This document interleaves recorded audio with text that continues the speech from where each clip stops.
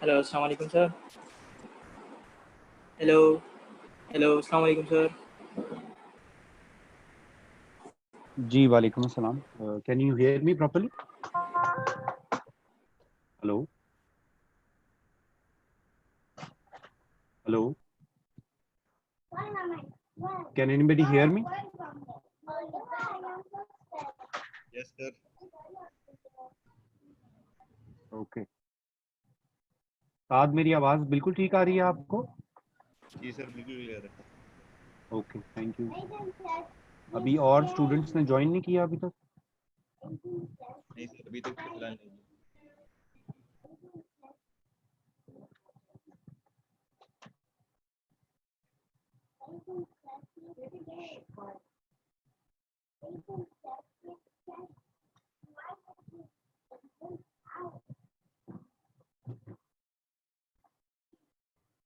Hello अस्सलाम वालेकुम sir.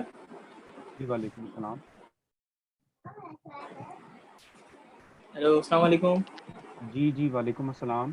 जी बोलें।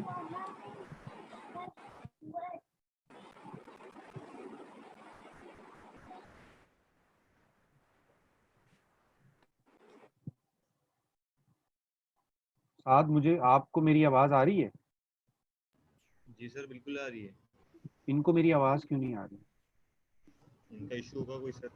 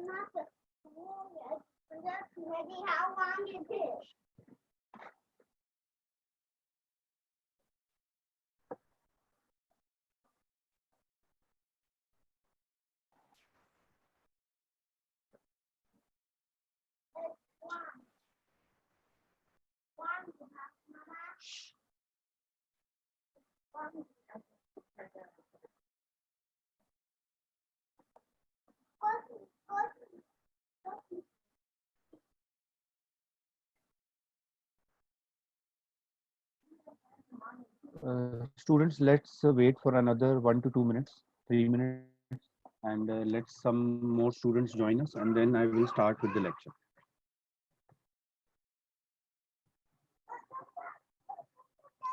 If at any point of time you feel that you are unable to hear me, you can open your mics and speak up. In case you are not able to open your mics, you can drop a message in the chat box.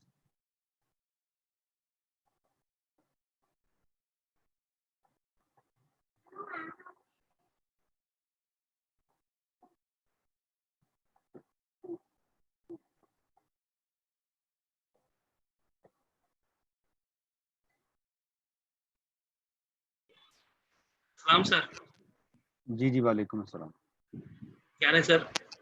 जी मैं ठीक हूँ।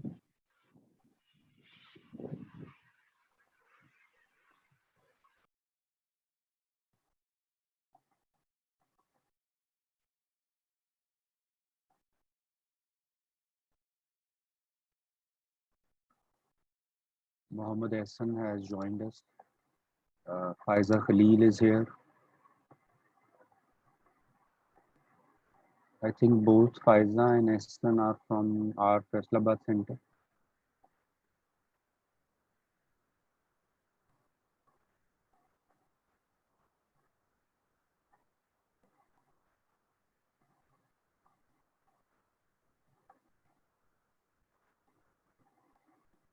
Okay ji, I think we should begin now.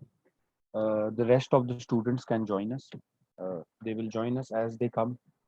Uh, just a little brief recap about our previous lecture, which we had on Wednesday.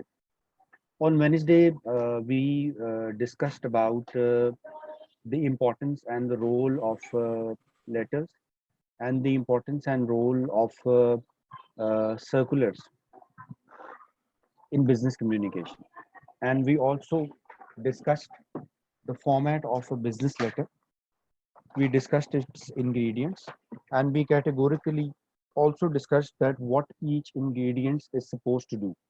For example, if we use a salutation, then what is the purpose of using a salutation? What is the purpose of using a reference number? Today, we will be covering some forms of letters, some types of letters, and we will see that how can we develop an effective and powerful letter from the perspective of good business communication. Thereafter, we will progress towards studying uh, the role of circulars. What are circulars? Why are they used? And what role do they play in of uh, smooth functioning and smooth transmission of communication from one organizational level to the other? I'll be screen sharing now.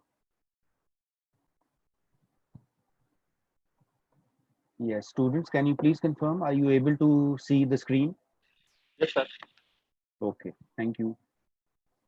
Acha ji, let's look that you have already learned the format of a letter. But there is one more thing which is of overriding importance when we speak about letters. I already had discussed this thing with you in the previous session, but I would like to reiterate once again that uh, no matter what format you know about letters or circulars, only knowing the format of letters or only knowing the format of reports or circulars is insufficient.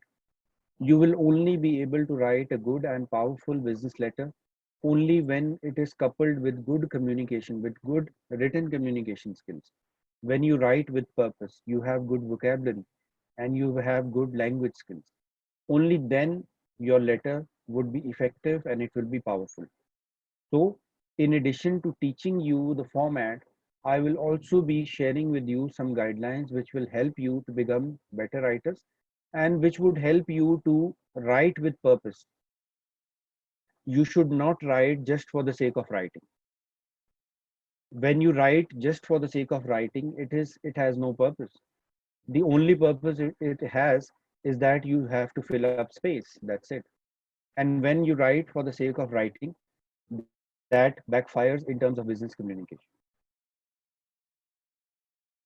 Okay, ji. So let's begin with this new topic, planning your letter. The following steps provide a logical and thorough approach to constructing a persuasive business letter or circular.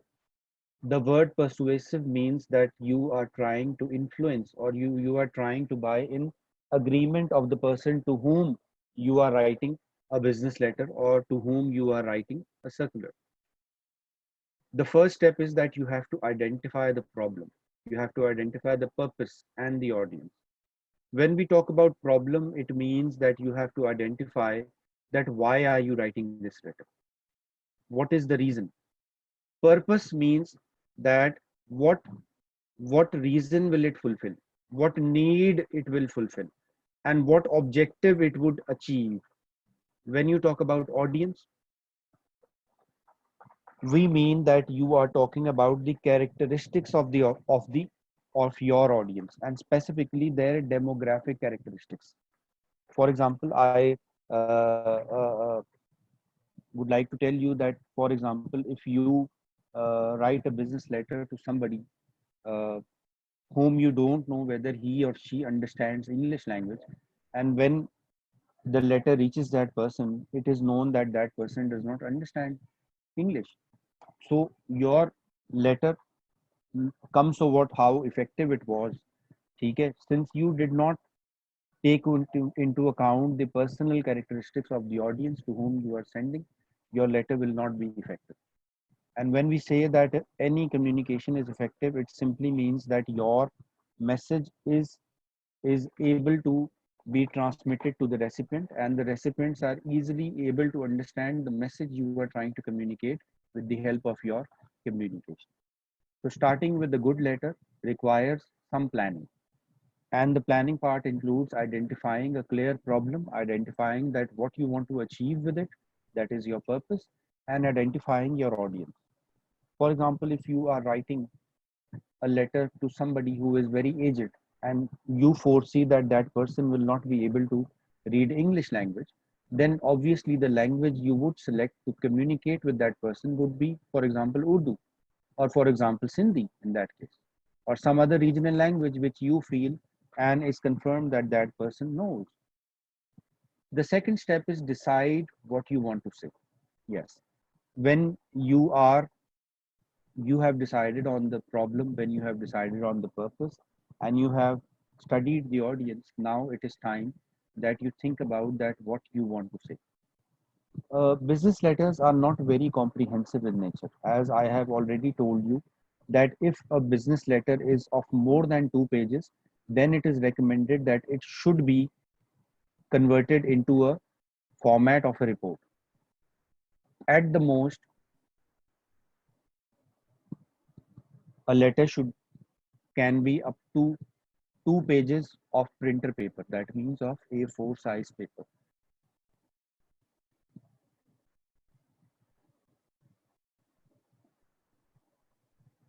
You should know that what you want to say in it. When we say that what you want to say in it, it means that the main body or the main point you are trying to make. For example, if you want to achieve a particular purpose, or for example you want to obtain approval of something, then you have to be assertive. You have to provide reasons to your audience that why do you think that you should be given approval for that or this particular activity. And to attain approval for this activity, you will provide reasoning, you will provide proper justification with the help of which you will be able to obtain approval. This these reasons, these justifications, these evidences, these proofs, all are part of decide what you want to say. The next step is making an outline. When you have decided that you want to what you want to say, then you will organize that material. For example, you will basically write down your points in bullets. You will write down your points in bullets and try to give it some logical order which the human mind can easily understand. For example, you want to say that you need approval to purchase, for example, to hire 6 new candidates, 6 new employees, and to convince the management on providing you new headcount for approval of 6 new employees, you are going to provide reasons. Now, largely those reasons could be that maybe these were replacement hirings, maybe your department has been given an extra responsibility which requires new headcount, and maybe you are expecting a new product launch. These could be the various reasons based on which you would apply, or you would write a letter or write a circular or an approval note to obtain approval.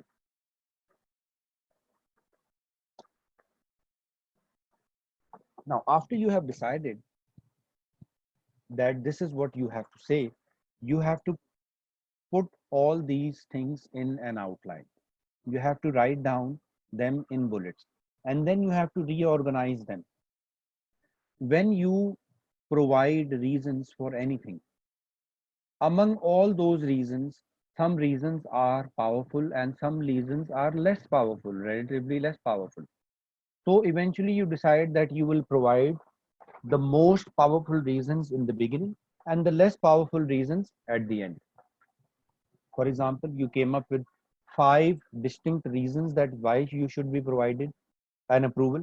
And among these 5 reasons, you found that 2 of them were the strongest reasons.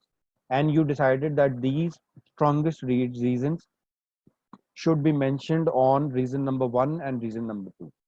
And the rest should be on position number 3, 4, and 5.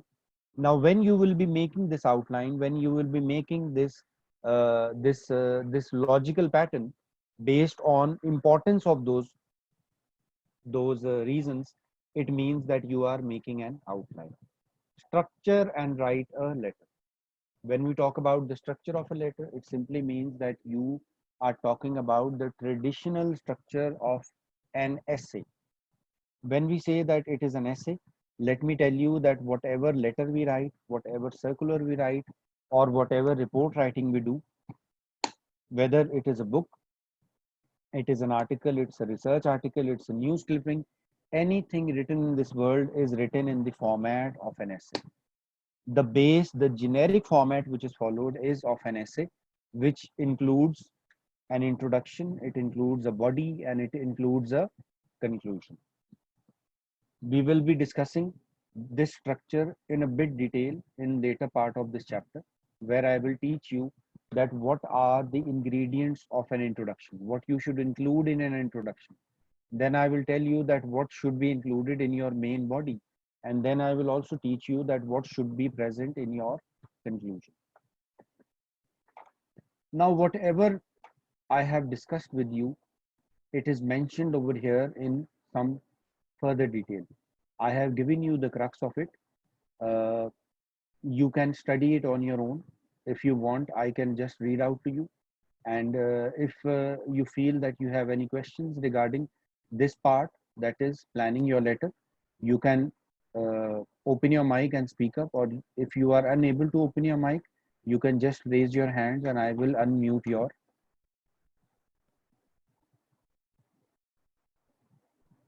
Yasir अमीन का message आया है कि voice problem हो रही है. Guys, others are able to hear me properly?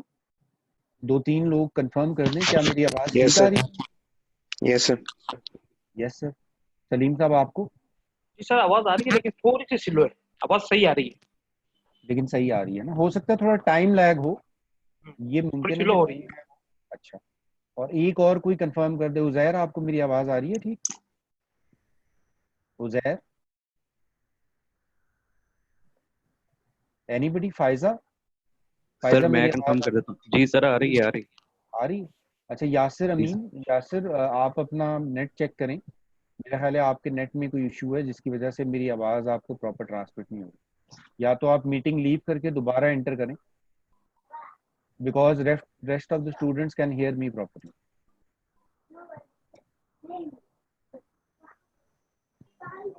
अच्छा जी, why are you writing? What is the objective of the message? For example, the objective could be just to share information, just to provide information, to give some advice, to agree to something, to seek agreement, to confirm a meeting. And there could be many other objectives, as many as you can conceive. This is just an example. These are just examples. To whom are you writing? Who is the key person, that is the decision maker? Remember that the most important person is the reader. Think big you, little me, in order to convey the feeling that the letter is for the reader's benefits. Yes, this is, guys, a philosophical point which needs explanation. See, it is human tendency that whenever you are communicating with anybody, and if that person makes you feel important, makes you feel as if you are somebody who is needed, who is required, who has expertise, you will have a very good feeling for that person, and you will be, in all probability, you will be ready to provide that person any kind of approval that person asks you for. So in business communication, it is taught that whenever you communicate to anybody, you have to talk about his or her benefit. Until unless you talk about the benefit of the other person, that is the benefit of the receiver or the recipient, the receiver or recipient might not totally get engaged mentally and emotionally and physically into your message. Therefore, you have to provide an importance factor to the recipient of your letter or your message. When you provide that importance to that person pays attention to you, and you have approval and nod of that person.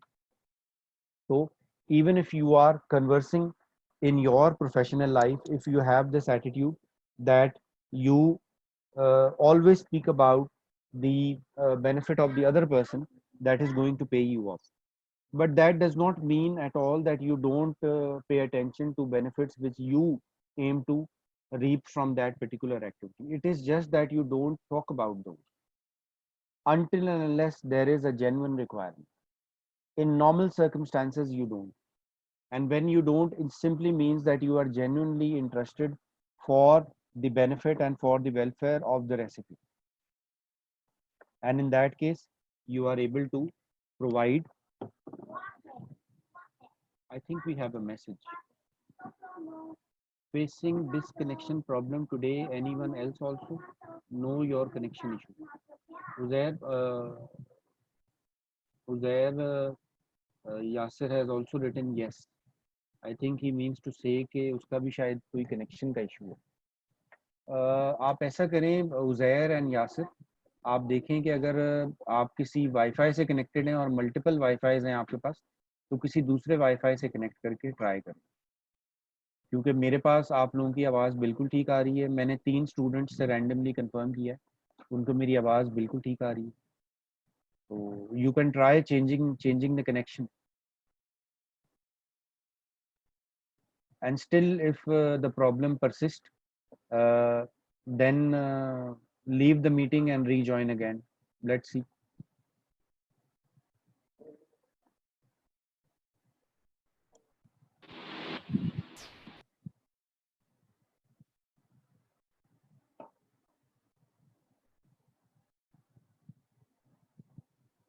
What are you actually planning to write about? इसमें देखते हैं, अगर इसमें कोई ऐसी चीज़ है जो मैंने ना डिस्कस की हो तो इसको हम डिस्कस कर लेंगे. The most effective letters are those that deal with one main topic per letter. हाँ यार, ये बड़ा ज़रूरी चीज़ है. अक्सर मैंने बहुत सारे लेटर्स देखे हैं प्रैक्टिकली अपने ऑफिस में भी, अपनी प्रोफेशनल लाइफ में भी, कि people try to write everything in one letter, which is wrong. You see, whenever you are communicating a piece of message to anybody, and especially if that message is in writing, it should be ensured that the central message should be one.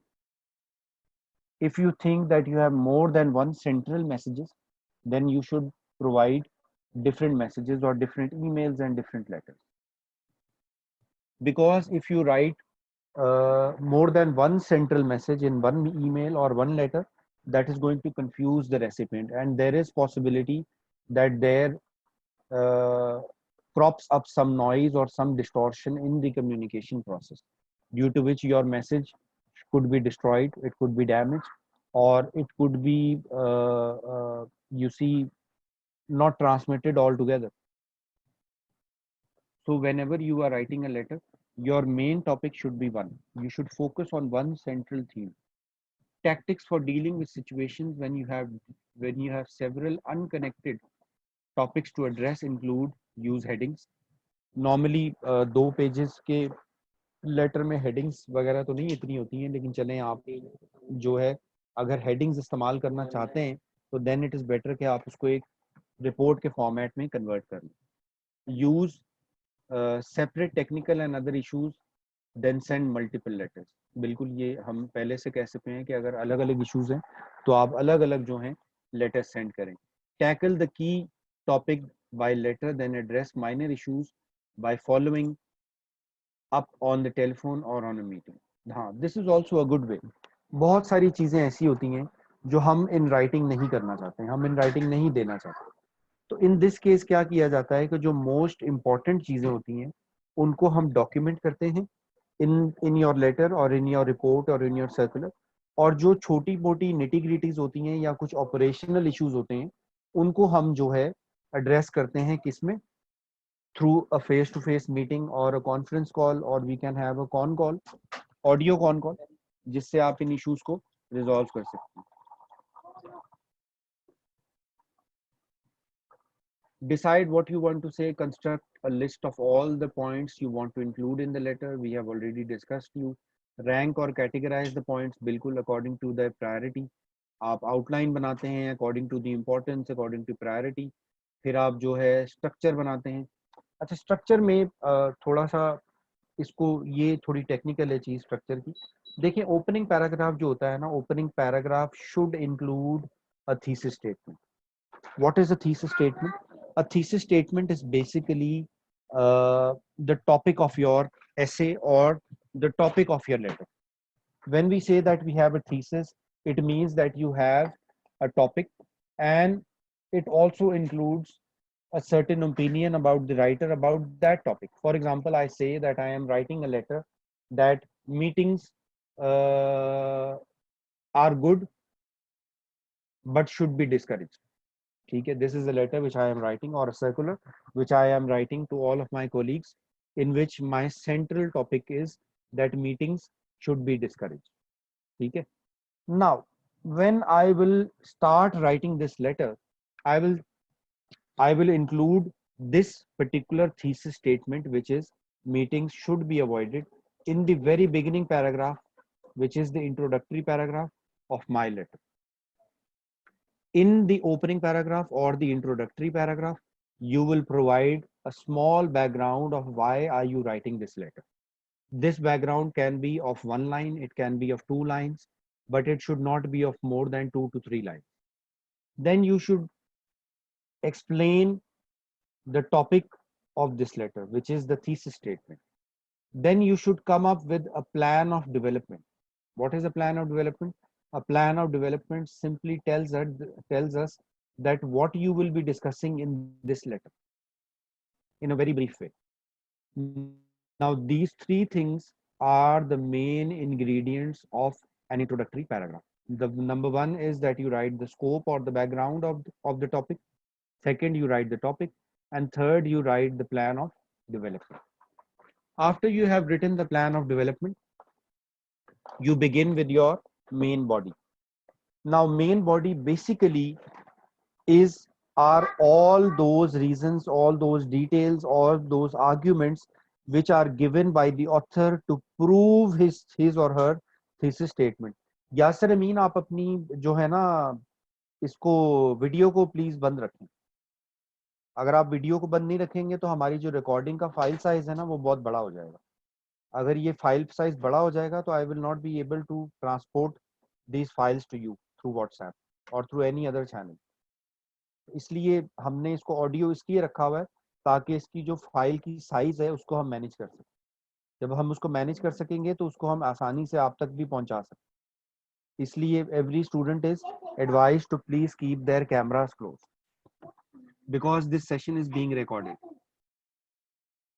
तो जो main body होती है उसके अंदर आपने जो है अपने तमाम वो रीजंस लिखने होते हैं जो कि जिससे कि आप अपने थीसिस स्टेटमेंट को प्रूव करेंगे या थीसिस स्टेटमेंट को सपोर्ट करेंगे.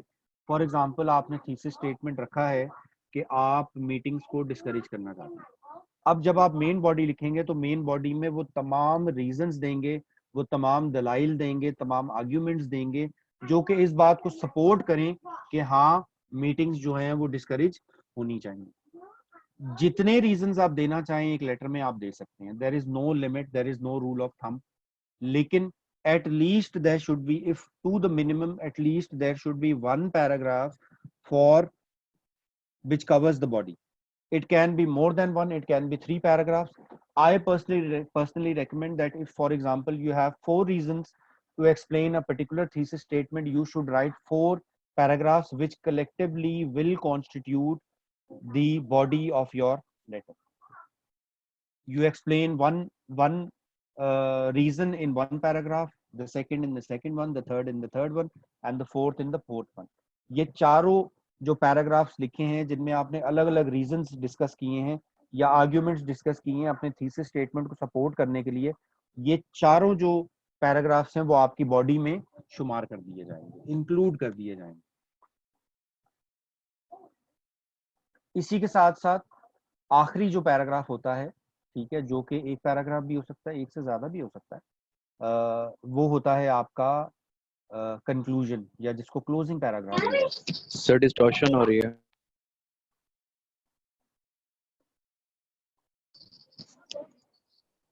अच्छा, मेरी तरफ अब ठीक है. Ahsan has raised his hand. I think he wants to say something. Ahsan, मैं माइक आपको दे रहा हूं.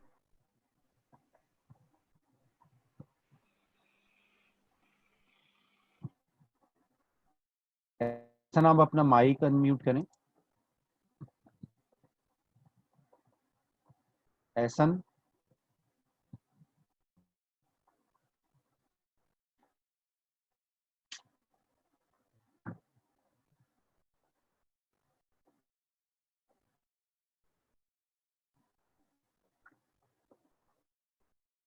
जी सर। जी एहसन, आप कुछ कहना चाह रहे हैं? जी जी सर। जी जी नो बोलें। सर, आपकी मुझे आवाज आप, नहीं आ रही क्लियरली, डिस्टॉर्शन होने लग गई है। मेरी आवाज आपको ठीक नहीं आ रही है अब? अब ठीक हुई है सर, पहले डिस्टॉर्शन हो रही थी। अच्छा, मैं अपना जो है राउटर चेंज करता हूँ, जस्ट गिव सर मी उजैर 5 भी कह सेकंड। रहे हैं। जी सर, अब दोबारा से हो रही है, कट दिस रही है साइड। आपकी आवाज। अच्छा, आप सिर्फ just give me 5 seconds. Is it okay better okay now? Sir. अब ठीक है? जी जी अब ठीक है। चले, मैंने अपना राउटर चेंज कर लिया। ठीक है, अब ओके इंशाल्लाह सर। नहीं होगी मसला। ठीक है, आप अपना माइक म्यूट कर लो। जी, तो कंक्लूजन जब आप लिखना शुरू करेंगे, तो मैं आपको समझा रहा था कि देखिए, कंक्लूजन में आप एक पैराग्राफ भी लिख सकते हैं और एक से ज्यादा भी लिख सकते हैं। नॉर्मली लेटर्स में जो है ना कंक्लूजन, वो एक या दो मैक्सिमम पैराग्राफ्स का होता है। हाँ, अगर आप रिपोर्ट्स की बात करें, जो कि हम इन डिटेल, बहुत डिटेल में रिपोर्ट्स को डिस्कस करेंगे आने वाले चैप्टर्स में, रिपोर्ट्स के क्या इंग्रेडिएंट्स होते हैं, उसके अंदर जो कंक्लूजन होते हैं वो 3-3 4-4 पेजेस के भी हो सकते हैं। इस वक्त आपके लिए ये समझना जरूरी है कि कंक्लूजन में हम लिखते क्या है। कंक्लूजन में जो पॉइंट्स आपने दिए हैं ना बॉडी में, अपने थीसिस को सपोर्ट करने के लिए, अपनी थीसिस की सपोर्ट में जो पॉइंट्स आपने अपनी बॉडी में दिए हैं, उन पॉइंट्स को आप समराइज करते हैं दोबारा से आप इनको समराइज करते हैं और उनको एक लॉजिकल कंक्लूजन पे लेके आते हैं। और अगर आप कोई अप्रूवल नोट दे रहे हैं, तो आप अप्रूवल की अपील करते हैं उसके अंदर। बेसिकली कंक्लूजन का मकसद ये होता है कि जो भी आपने बात की है अपने पूरे लेटर में, उसका एक बहुत ही ब्रीफ रिकैप आप रीडर को दोबारा दें, ताकि वो दोबारा रिकलेक्ट कर ले कि उसने पूरे लेटर में क्या चीज पढ़ी है। इसलिए कंक्लूजन में जो बिल्कुल की पॉइंट्स होते हैं, उनको आप दोबारा समरी के तौर पे दोबारा आप उनको मेंशन करते हैं।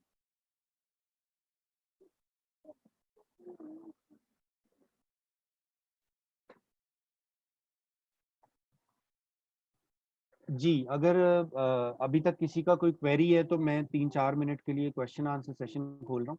If anybody has any queries, जब जो हमने अभी तक डिस्कस किया है या जो हमने पिछली क्लास में डिस्कस किया था, तो वो सवाल पूछ सकते हैं बिफोर वी प्रोसीड फर्दर। 2 से 3 मिनट का है ये क्वेश्चन आंसर सेशन। आप में से जो सवाल पूछना चाहे वो पूछ सकता है। खुद आप माइक ओपन कर सकते हैं। अगर माइक ओपन नहीं हो रहा है तो आप हैंड रेस करें।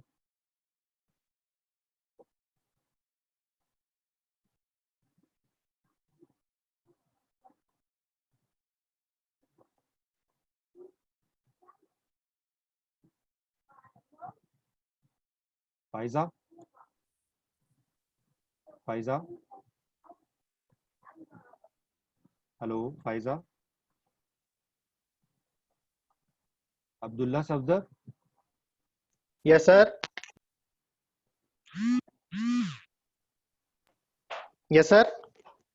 सफदर साहब, आपको लेक्चर समझ आ रहा है? कोई मुश्किल तो नहीं हो रही है? कोई नो सवाल है आपका?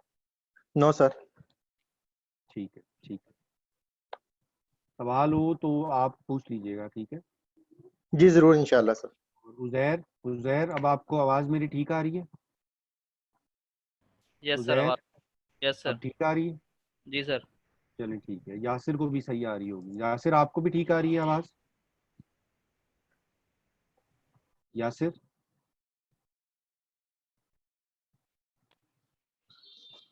जी सर, आ रही है आवाज बिल्कुल ठीक। चलें चलें, thank you very much, thank you, thank you. अच्छा, मेरा ख्याल है देयर आर नो क्वेरीज। मैं बहुत आराम आराम से चलूंगा, ताकि ये है कि हम कोई चीज़ मिस ना करें। क्योंकि ये रेगुलर क्लासेस हैं तो हमारे पास कुछ टाइम भी है। रिव्यू क्लासेस में तो हमारे पास लिमिटेड टाइम था, जिसके अंदर हमने बहुत सारे टॉपिक्स कवर करने थे, तो इसलिए उसमें हम थोड़ा तेज चले थे। लेकिन इसमें हम लोग इन डिटेल, इन डेप्थ चीज़ों को देखेंगे। अच्छा जी, let's start with the new subsection which is on persuasive letters. मैं पहले आपको बता चुका हूँ कि परसुएड करने का मतलब जो होता है, या परसुएसिव लेटर्स का मतलब होता है वो लेटर्स जिनका मकसद हो कि आप किसी को किसी चीज़ पे कायल कर रहे हैं। Letters which are aimed at persuading people और to influence people to do something which you want them to do. जब भी आप किसी को इन्फ्लुएंस करना चाहते हैं तो आप ये चाहते हैं कि वो इंसान वो काम करे जो आप उससे करवाना चाहते हैं। ऐसे लेटर्स बिजनेस वर्ल्ड में, कॉर्पोरेट वर्ल्ड में अक्सर हमें लिखने की ज़रूरत पड़ती है। ऐसी लेटर्स अगर हम ना लिखें तो हमें ईमेल्स लिखने की ज़रूरत पड़ती है, या हमें फेस टू फेस डिस्कशंस में ऐसे परसुएसिव स्किल्स की ज़रूरत होती है जिससे हम अपनी बात लोगों से मनवा सकें। क्योंकि कॉर्पोरेट वर्ल्ड के अंदर आपको अपनी बात करने के लिए, मनवाने के लिए, you have to assert yourself, you have to provide reasoning. ऐसे कोई भी प्लेट में आपको कोई चीज़ नहीं दे देता है, you have to fight for resources. A fundamental driver of persuasion is credibility. देखिए, क्रेडिबिलिटी एक ऐसी चीज होती है जिसका कोई मुतबादल नहीं है। क्रेडिबिलिटी का मतलब ये है कि लोगों का ट्रस्ट आप पे। अगर फॉर एग्जांपल आपने किसी शख्स से कोई सर्विस अवेल की, उससे फॉर एग्जांपल आपने एक नया एयर कंडीशनर खरीदा और वो एयर कंडीशनर आपने एक टेक्नीशियन से अपने कमरे में लगवाया, ठीक है। जब उसने लगवा दिया तो आपने देखा कि उस इंसान ने अपना काम बहुत ही अच्छा किया है, बहुत मेटिकुलसली उस इंसान ने काम किया है, और उसके अच्छे काम करने से आपकी नज़र में उस इंसान की क्रेडिबिलिटी बढ़ गई। कैसे? क्रेडिबिलिटी का मतलब ये होता है कि जो इंसान का जो काम हो, वो काम वो बहुत अच्छा करना जानता है, और दूसरा वो उस काम के बारे में को लेके ट्रस्ट वर्दी है, यानी कि वो डिपेंडेबल है, रिलायबल है, आप उस पर रिलाई कर सकते हैं। ये सारी चीजें मिलके एक कॉन्सेप्ट बनता है जिसको हम क्रेडिबिलिटी कहते हैं।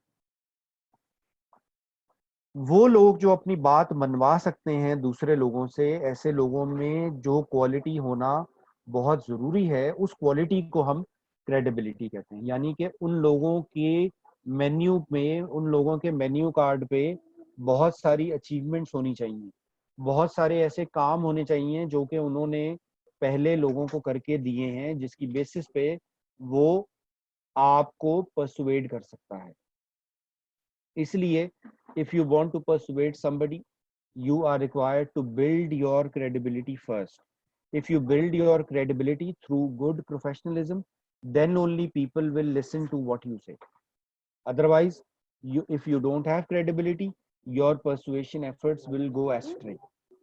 Remember also, get the reader's attention by mentioning benefits of the message to the reader. Build the reader's interest by emphasizing relevance of the message to the reader. मैं पहले आपको बता चुका हूँ कि जब भी आपने अपनी मैसेज करना है तो उसके अंदर आपने रीडर की फायदे की बात करनी है, कि आपका जो मैसेज है वो उसके लिए रेलेवेंट कैसे है, उसको आपने एम्फेसाइज करना है। आपने ये बताना है कि आपके इस मैसेज में रीडर के लिए क्या बेनिफिट्स हैं। Increase the readers desire by supporting the view point stated in the message with relevant evidence. और आपने जो पर्टिकुलर मैसेज,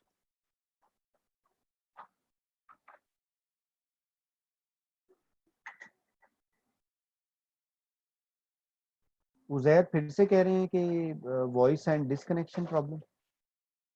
फाइजा भी कह रही हैं yes sir, sir I can leave the class for today, I have to go with my dad for an urgent work. Uzair and Faiza, अभी भी ये प्रॉब्लम है आपको? नहीं सर, ये आप पहले का मैसेज देख रहे हैं। अच्छा, ये पहले अब का नहीं है, मैसेज। अब अच्छा, नहीं है मैसेज। ठीक है ठीक है, ओके, ठीक है।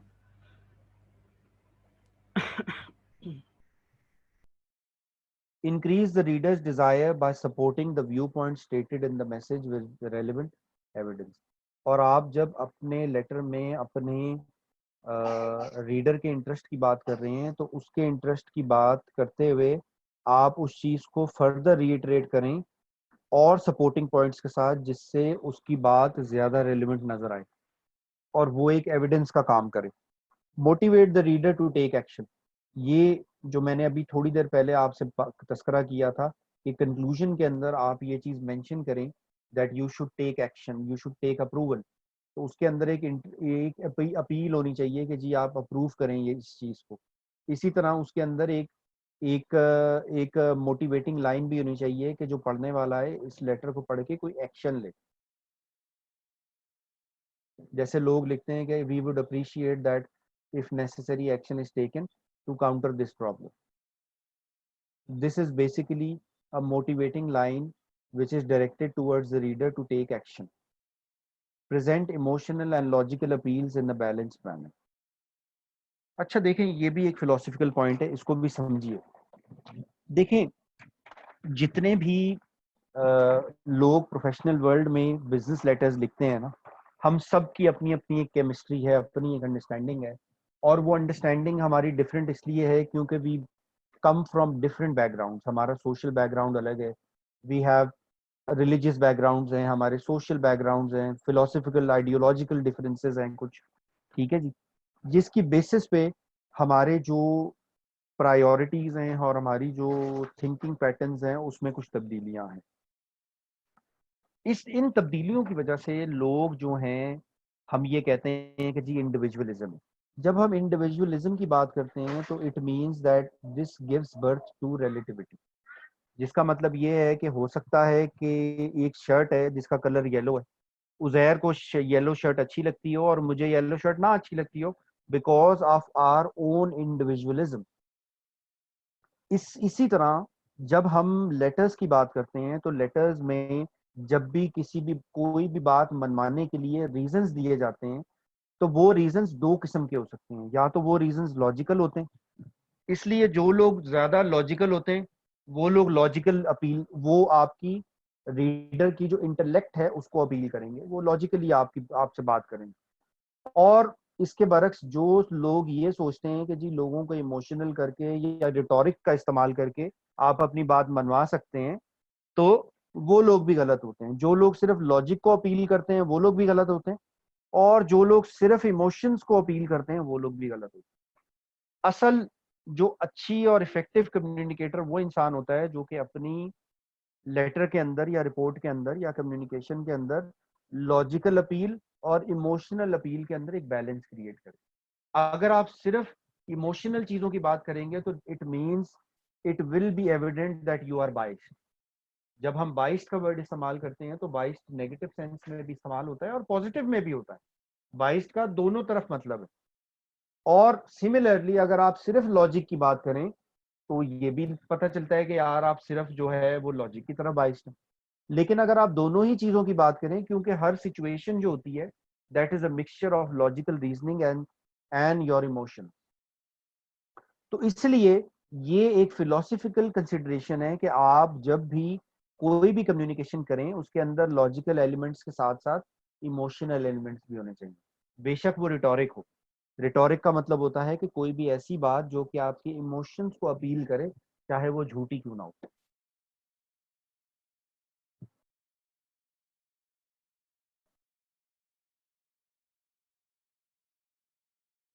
Reinforce the proposal request by providing additional evidence of the benefits of the message and establish the sender's credibility in sending the message. ठीक है, this is self-explanatory.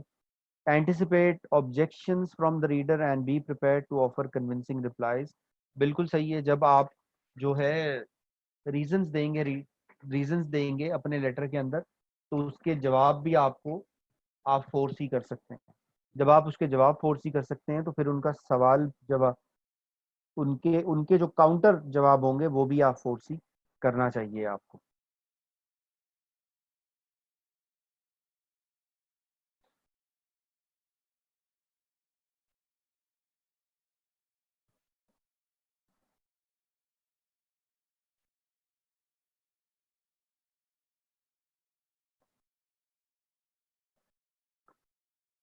अच्छा जी, then we have letters of inquiry, follow up letters and circulars. आइए अब इनको देखते हैं कि ये किस काम में इस्तेमाल होते हैं, इनका क्या मतलब है। इंक्वायरी का मतलब सिंपली ये है कि आप किसी भी चीज के बारे में इंक्वायर कर रहे हैं, या आप सिंपली ये कह सकते हैं कि ये लेटर ऑफ इंफॉर्मेशन, वो लेटर्स जिनका कि मकसद ये होता है कि इंफॉर्मेशन गेन करना, अवेयरनेस गेन करना। इसका भी जो फॉर्मेट है वो वही होता है जो मैंने आप लोगों से ट्रेडिशनल फॉर्मेट डिस्कस किया, जिसमें ओपनिंग पैराग्राफ होता है, बॉडी होती है, कंक्लूजन होता है। Follow up letters, follow up letters का मतलब ये होता है कि ये वो लेटर्स होते हैं जो कि किसी पहले की गई कम्युनिकेशन को फॉलो करने के लिए होते हैं। फॉर एग्जांपल आपने एक लेटर लिखा था जो कि किसी कंपनी सेक्रेटरी को आपने लिखा था, जिसमें कि आपकी एक क्वेरी थी। वो लेटर आपको लिखे हुए 15 दिन हो गए हैं, लेकिन उस लेटर का आपको कोई जवाब नहीं आया। तो इसलिए आपको जब जवाब नहीं आएगा तो आप उस लेटर का जवाब मांगने के लिए आप एक फॉलो अप लेटर लिखेंगे कि जी हमने आपको ये कम्युनिकेशन की थी प्रीवियसली, जिस पे हम आपसे फीडबैक एक्सपेक्ट कर रहे थे, but since we have not received any feedback, we would request you to please send us your feedback at the earliest so that the matter could be concluded. तो follow up letters ये होते हैं, जिस तरह हम email के अंदर reminders भेजते हैं। अगर आपने कोई ईमेल शूट की है और उसका आपको कोई जवाब नहीं आया है, तो आप उस पर 3-4 दिन के बाद या एक हफ्ते के बाद एक रिमाइंडर देते हैं। तो वो रिमाइंडर जो होता है वो एक फॉलो अप ईमेल होती है। इसी तरह जिस तरह फॉलो अप ईमेल्स होती हैं, उसी तरह फॉलो अप लेटर्स भी होते हैं। ये वाले लेटर्स भी जो हैं वो जेनेरिक फॉर्मेट को फॉलो करते हैं, जिसमें ओपनिंग होती है, बॉडी होती है और क्लोजिंग होती है।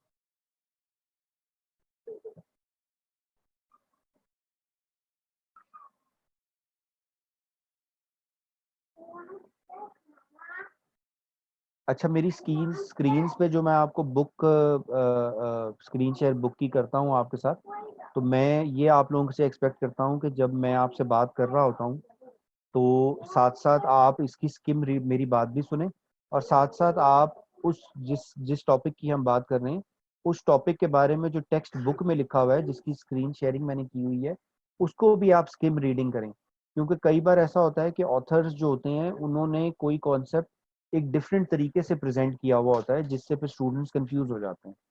तो इसीलिए आप जो हैं इसको स्किम रीड ज़रूर किया करें, ताकि अगर आपको कोई चीज़ ना समझ आए तो आप सवाल कर सकें।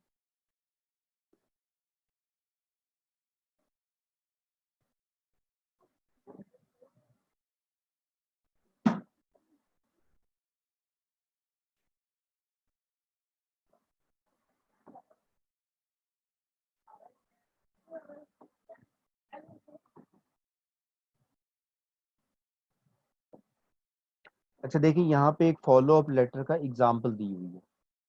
The below is an extract from a follow up later. At our meeting on 16th August 2020, you agreed to provide me with information to enable us to lodge the official company report. We have not yet received this. Please let us have the necessary information by 3rd of September 2020.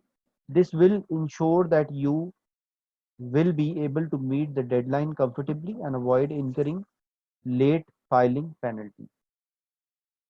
ये पूरा letter नहीं है, बल्कि एक follow up later का extract है, यानी उसका एक हिस्सा है, जिससे ये शख्स जो है अपनी पहले की हुई कम्युनिकेशन में का फॉलो अप लेटर लिख रहा है, क्योंकि उसको पहले वाले लेटर का जवाब नहीं भेजा गया।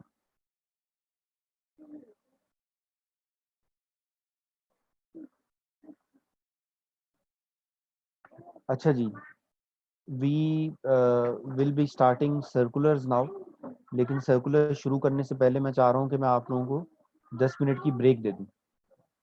मेरे साथ जो को होस्ट हैं, कैन यू हेयर मी को होस्ट? अच्छा, को होस्ट तो है ही नहीं, वो चले गए।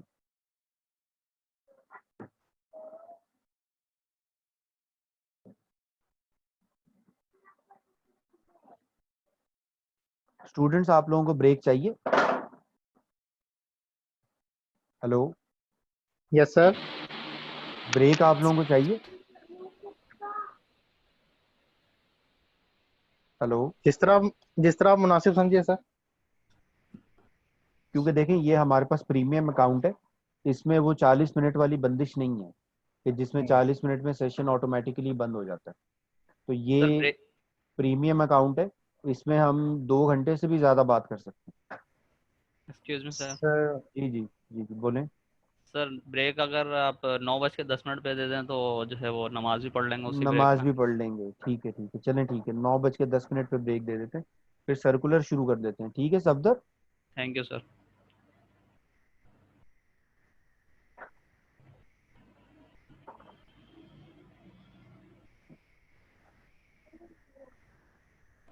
अच्छा जी, सर्कुलर्स।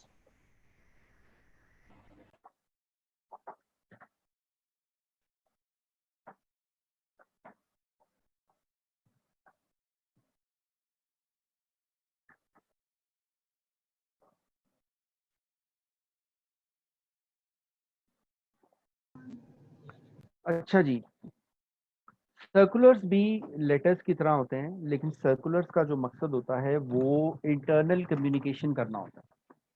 सर्कुलर्स जो होते हैं वो किसी भी इंफॉर्मेशन को इंटरनली डिसेमिनेट करने के लिए इस्तेमाल किए जाते हैं। For example, if you need to make an announcement कि ऑर्गेनाइजेशन की टाइमिंग जो है, ऑफिस के टाइमिंग्स हमारे चेंज हो गए हैं, तो ये बात पूरी ऑर्गेनाइजेशन के एम्प्लॉयज़ को बताने के लिए आप एक सर्कुलर रिलीज करते हैं, जिसको के उस कंपनी के ऑथराइज सिग्नेटरीज साइन करते हैं। सर्कुलर्स जो हैं वो हमेशा इंटरनल कम्युनिकेशन में इस्तेमाल किए जाते हैं, यानी within the organisation.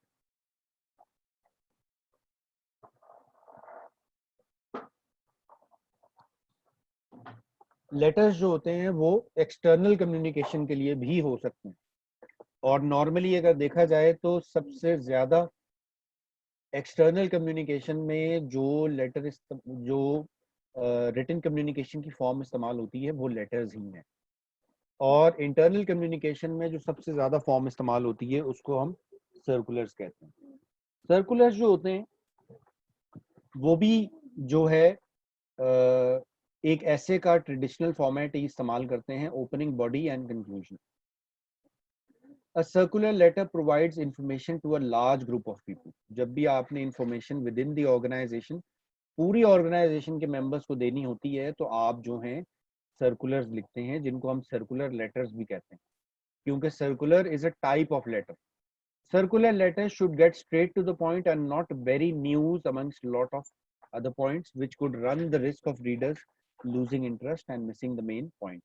Circulars में जो बात की जाती है वो बिल्कुल स्ट्रेट टू द पॉइंट बात की जाती है, जिसके अंदर आप जो हैं बहुत ज़्यादा डिटेल नहीं देते हैं, बल्कि टू द पॉइंट बात करते हैं। कुछ सर्कुलर्स मैं अभी आपके साथ शेयर भी करूंगा। The usual three-part approach applies with circulars as well, which is an opening paragraph, body, and the conclusion. The following illustration is a circular letter used to announce annual promotions to all employees in the finance division of APCI Lahore Limited in the EMEA region. अब आपकी book में ये एक sample circular दिया हुआ है। आप अगर हमारी पिछली क्लास को रेफर करें तो हमारी पिछली क्लास में जो बिजनेस लेटर का फॉर्मेट था, ये कमोबेश वही फॉर्मेट है जो सर्कुलर लेटर में इस्तेमाल किया गया है। इसमें फ़र्क सिर्फ इतना है कि आप जो मैं ये हाईलाइट कर रहा हूँ, इसमें रेसिपिएंट्स चेंज हो गए। इसमें रेसिपिएंट्स में कोई एड्रेस नहीं आ रहा है, सिर्फ ये लिखा आ रहा है कि ये किन एम्प्लॉयज़ को जा रहा है, वो एम्प्लॉयज़ किस डिवीजन के लोग हैं या किस डिपार्टमेंट के लोग हैं, और कंट्री का या सिटी का नाम क्या है। बाकी जितनी रिक्वायरमेंट्स हैं वो सेम है। इसमें सैल्यूटेशन भी है, इसमें एड्रेस भी है, इसमें इंट्रोडक्शन है, इसमें बॉडी है, कंक्लूजन है, इसमें जो है लिखने वाले का नाम और उसके सिग्नेचर्स भी हैं। जी, Uzair has a query I think. Uzair sir ये आपने कहा कि सर्कुलर सिर्फ इंटरनल यूज़ के लिए होते हैं, जी तो वैसे तो नॉर्मली देखा गया है कि सर्कुलर्स, जैसे आप खुद कह भी रहे हैं कि जब हमें लार्ज नंबर ऑफ पीपल को कुछ इन्फॉर्मेशन सर्कुलेट करनी होती है उसके लिए हम सर्कुलर्स यूज़ करते हैं। तो बिल्कुल। ये तो एक मतलब एक्सटर्नल पर्पस के लिए भी यूज़ होता है, जैसे एफबीआर को कोई डेट अनाउंस करनी होती है कि इस चीज़ की फाइलिंग की ये डेट है, तो वो नॉर्मली सर्कुलर्स इशू कर देती है कि वो पूरी full all over the public के लिए। इसी तरीके से और भी जो मुख्तलिफ तरीक़ों से हाँ, जो वो जो जो जनरल पब्लिक के लिए होते हैं उनको हम हम्म, नोटिफिकेशंस कहते हैं, अच्छा, उनको हम नोटिफिकेशन कहते हैं। वो सेपरेट पार्ट है। जी जी, वो सर्कुलर्स जो होते हैं ना, हुँ, circulars within the organisation इस्तेमाल के लिए होते हैं।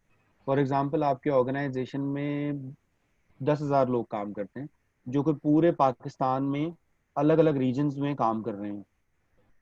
अब उन सबको अगर आपने एक इंफॉर्मेशन देनी है जो कि सबको पहुंचाना ज़रूरी है, तो उसके लिए जो बेस्ट फॉर्म अवेलेबल है दैट इज़ अ सर्कुलर। तो उसमें भी हम लार्ज नंबर ऑफ ऑडियंस को केटर कर रहे हैं। For example, you talk about organisations like Pakistan state oil, like HBL, जिसके अंदर 20-20 हज़ार लोग काम करते हैं। अब 20,000 लोगों को कोई इन्फॉर्मेशन पहुंचाना, सिर्फ ये इन्फॉर्मेशन पहुंचाना कि जी रमज़ान के टाइमिंग क्या होंगे PSO के या HBL के, ये एक टास्क है। एंड बाय एनी स्टैंडर्ड 20,000 लोग जो हैं या इवन 10,000 लोग जो हैं वो लार्ज नंबर ऑफ ऑडियंस है।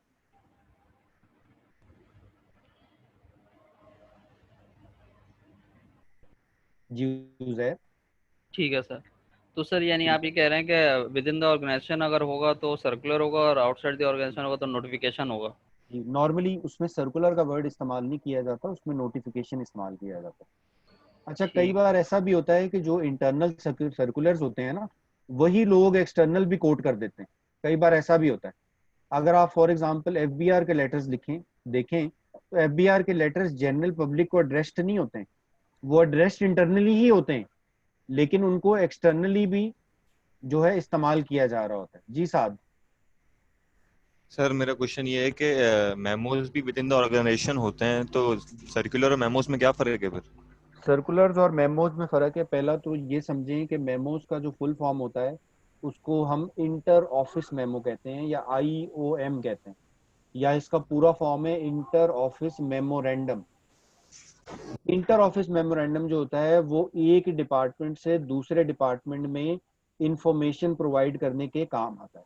वो लार्ज नंबर ऑफ ऑडियंस को इंफॉर्मेशन शेयरिंग में कारामद साबित नहीं होता। फॉर एग्जांपल, मैं जो है मैं उजैर और साद, हम लोग जो है एक फैक्ट्री चलाते हैं, ठीक है जी, जो के शर्टें बनाती हैं, ठीक है जी। अब केनिथ जो है, मैं जो हूँ वो कटिंग डिपार्टमेंट का मैनेजर हूँ, उजैर जो है वो स्टिचिंग डिपार्टमेंट का है, और साथ जो है वो पैकिंग डिपार्टमेंट का है, ठीक है जी। अब मेरे पास कटिंग डिपार्टमेंट में कपड़ा आया, 2 टन कपड़ा आया, जिसकी मैंने कटिंग करके अलग अलग साइज में जो भी रिक्वायर्ड साइजेस थे वो कटिंग करके मैंने स्टिचिंग डिपार्टमेंट में उजैर को दे दी। अब उजैर को जब मैं ये माल हैंड ओवर करूंगा तो मैं उसमें एक इंटर ऑफिस मेमो लिखूंगा जो कि फ्रॉम कटिंग डिपार्टमेंट होगा टू स्टिचिंग डिपार्टमेंट होगा, जिसमें मैं लिखूंगा कि जनाब मैंने इस डेट को इतनी शर्टें काट के स्टिचिंग डिपार्टमेंट को सपुर्द कर दी हैं for further action at there and. ये पर्टिकुलर जो काम है, ताकि आपने जो काम की मुंतकिली की है उसको डॉक्यूमेंट किया जा सके, ताकि रिस्पॉन्सिबिलिटी फिक्स की जा सके। इस चीज को इंटर ऑफिस मेमो कहते हैं। जब एक डिपार्टमेंट ऑफिशियली दूसरे डिपार्टमेंट से बात करता है विद इन द ऑर्गेनाइजेशन, तो इसको जो है इंटर ऑफिस मेमो कहा जाता पर है। ऑन दी सर अदर जहाँ हैंड, जी जी बोलें। पर सर मैंने जहाँ तक पढ़ा था तो एक सवाल भी आया था मेमो पे कि अपने अपनी ऑर्गेनाइजेशन के सारे जो एम्प्लॉयज हैं उनको टाइमिंग के लिए पाबंद कीजिए, तो उस पर एक मेमो लिखना था। तो मेमो तो उस पे हाँ, आया था, तो ये फिर आप कह रहे हैं कि नहीं, department to department, head to head सिर्फ मेमोज यूज होते हैं, पर ये तो पूरी एम्प्लॉयज को नोटिफिकेशन देने के लिए मेमो यूज किया गया था। हाँ, उसमें ये हो सकता है कि देखें, मेमो इस तरीके से इस्तेमाल हो सकता है कि अगर आपकी ऑर्गेनाइजेशन बहुत सारे रीजन्स में, तो एक पर्टिकुलर रीजन का टाइमिंग शायद डिफरेंट हो और दूसरे रीजन की टाइमिंग शायद डिफरेंट हो, तो उसके लिए एक ओमनी बस नोटिस तो नहीं निकाल सकते या ओमनी बस सर्कुलर तो नहीं निकाल सकते। तो उसके लिए फिर क्या किया जाता है कि जो रिस्पेक्टिव रीजन होते हैं ना, वो इंटर ऑफिस मेमो निकाल के सिर्फ अपने रीजन के लोगों को इन्फॉर्म कर देते हैं। तो वो इस तरह सही की कोई सही सिचुएशन होगी जिसके अंदर इस तरह का इस्तेमाल किया गया होगा। सही। लेकिन अगर आपकी ऑर्गेनाइजेशन है जो पाकिस्तान में काम करती है, ठीक है, और उनको तमाम सब एम्प्लॉयज को एक ही चीज कम्युनिकेट करनी है, तो वो सर्कुलर इस्तेमाल करेंगे। सर आपका कहने का मतलब ये है कि अगर 10 डिपार्टमेंट हैं, 10 जी, डिपार्टमेंट को एक ही कोई इन्फॉर्मेशन देनी हो तो फिर सर्कुलर यूज करेंगे। तो फिर अगर सर्कुलर एक यूज करेंगे। एक डिपार्टमेंट को अपने ही डिपार्टमेंट में इन्फॉर्मेशन देनी हो तो फिर मेमो यूज होगा, ऐसा ही है? नहीं नहीं नहीं, एक डिपार्टमेंट को दूसरे डिपार्टमेंट में कोई इंफॉर्मेशन देनी हो तो मेमो इस्तेमाल होगा। एक अच्छा। डिपार्टमेंट के अंदरूनी अंदर अगर कोई इंफॉर्मेशन देनी हो तो उसके लिए मीटिंग्स इस्तेमाल होती हैं। उसके लिए कोई रिटन वो नहीं, ज्यादा ज्यादा आप ईमेल कर सकते हैं। अच्छा। इंटर ठीक है। Office memo is from one department to another department, not within the department. It ठीक है is sir. Inter departmental. Sir ये तो जो क्वेश्चन आया था, जहां तक मैंने देखा था कि अपनी ही ऑर्गेनाइजेशन में अपने ही लोगों को टाइम से आगाह करना है तो उस पर मेमो लिखें, ये क्वेश्चन आया हाँ था, तो जब मैं बेटा, कंफ्यूजन हो मेमो रहा नहीं हूँ बहुत होगा थोड़ा। लेकिन, नहीं किधर है वो, पढ़ें जरा, निकालें। तो सर बीकॉम पार्ट 2 का क्वेश्चन था। यार बीकॉम में आया था तो फिर मैं कह सकता हूँ कि गलत हो सकता है। अच्छा, लेकिन अगर इतना गलत हाँ, हो सकता है। जी जी, सवाल गलत हो सकता है। चले लेकिन ठीक अगर है, ठीक पिफा के लेटर में आया, पिफा के ठीक। उसमें आया था, जी जी जी। तो फिर आप मुझे दिखाएं कहाँ लिखा हुआ है ये। नहीं, पिफ्फा की तो बात नहीं कर रहा सर, मैं बीकॉम की हाँ बात कर रहा हूँ। हाँ, बीकॉम में तो गलत सवाल भी आ सकता है। चले ठीक है, ओके।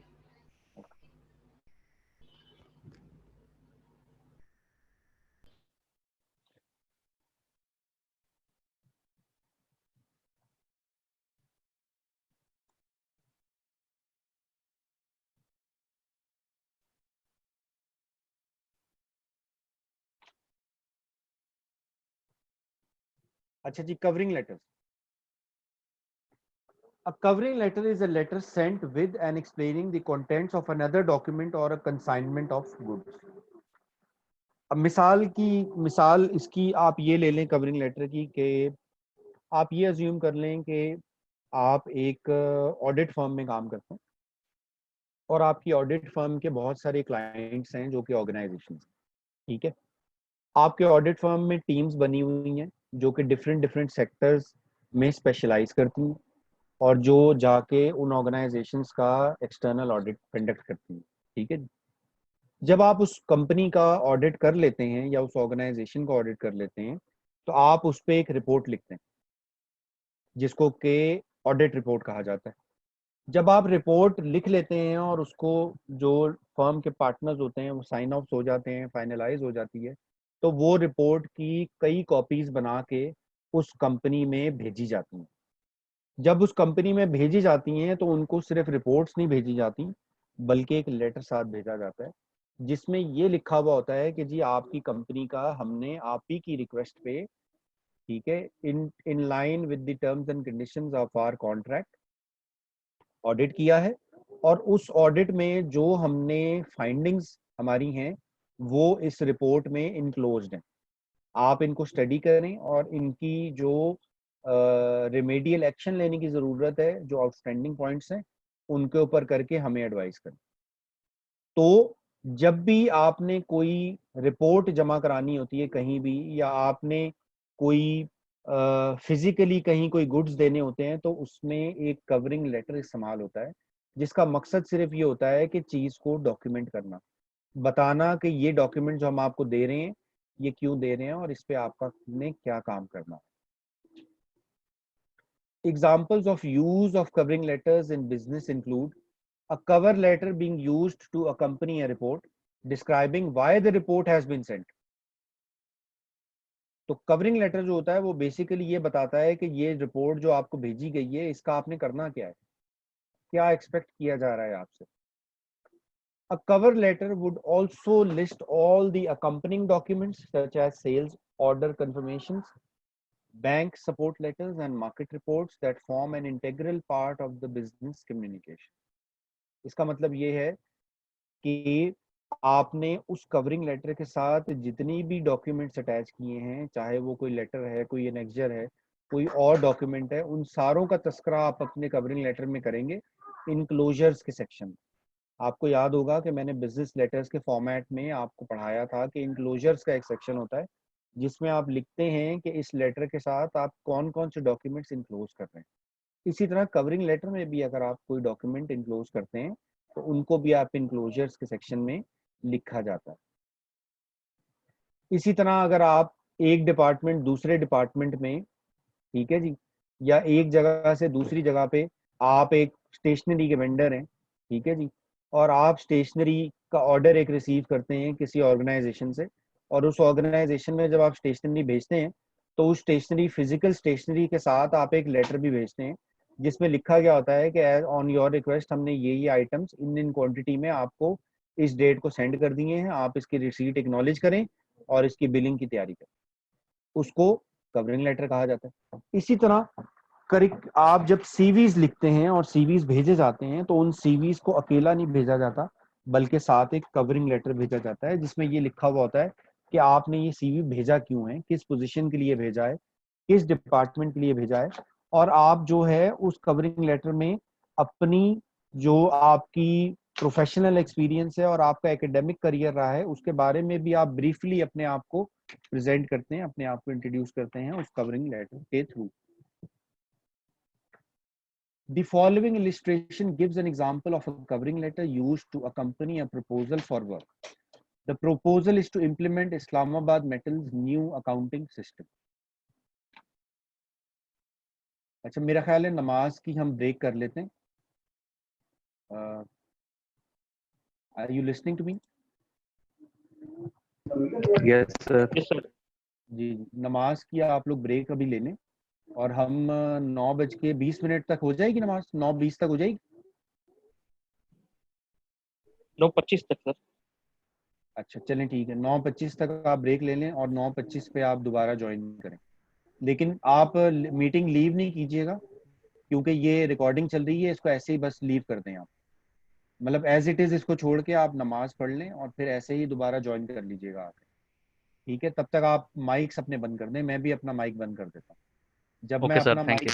जब मैं अपना माइक खोलूंगा तो इसका मतलब होगा कि मैं वापस आ गया हूँ. ठीक है, 9:25 पे हम मिलेंगे. इस वक्त 9:08 हो रहे हैं.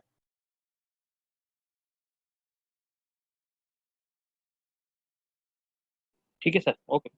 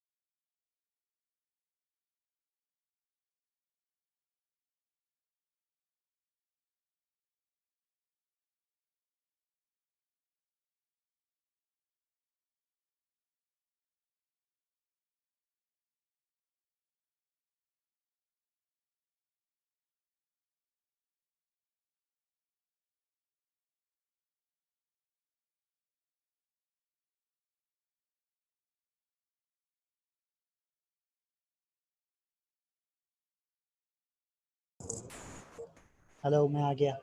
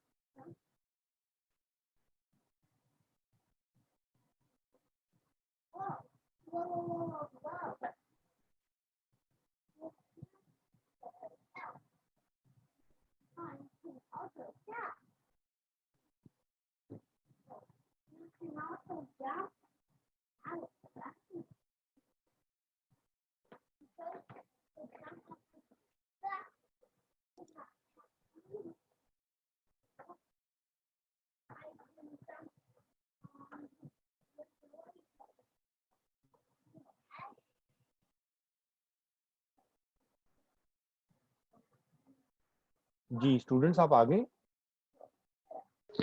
यस सर आगे। ठीक है, मैं स्क्रीन शेयरिंग कर रहा हूँ।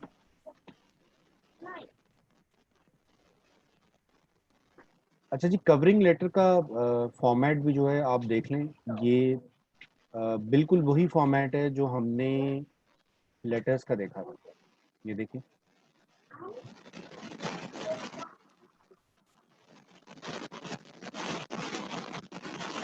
इसमें भी कंपनी का लोगो है, जिसको आप लिख रहे हैं उसका नाम है, डेट है, सैल्यूटेशन है, सब्जेक्ट है, मेन बॉडी है,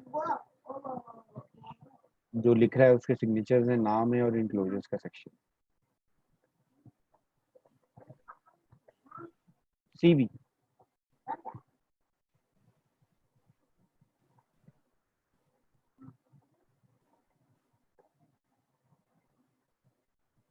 सीवी सीवीज जो होते हैं वो बेसिकली एक ऐसा डॉक्यूमेंट होता है जो आपकी रिप्रेजेंटेशन उस वक्त करता है, उन जगहों पे करता है जिन जगहों पे आप इन पर्सन मौजूद नहीं होते। सीवी एक प्रोफेशनल डॉक्यूमेंट होता है जो कि हर प्रोफेशनल बनाता है, जिसके अंदर वो अपनी प्रोफेशनल जो एक्टिविटीज़ हैं उनको डॉक्यूमेंट करता है और इसके साथ साथ अपनी क्वालिफिकेशंस को भी डॉक्यूमेंट करता है। सीवीज जो होते हैं वो CVs can be used in a variety of circumstances. For example, presenting a job candidate when approaching a prospective employer.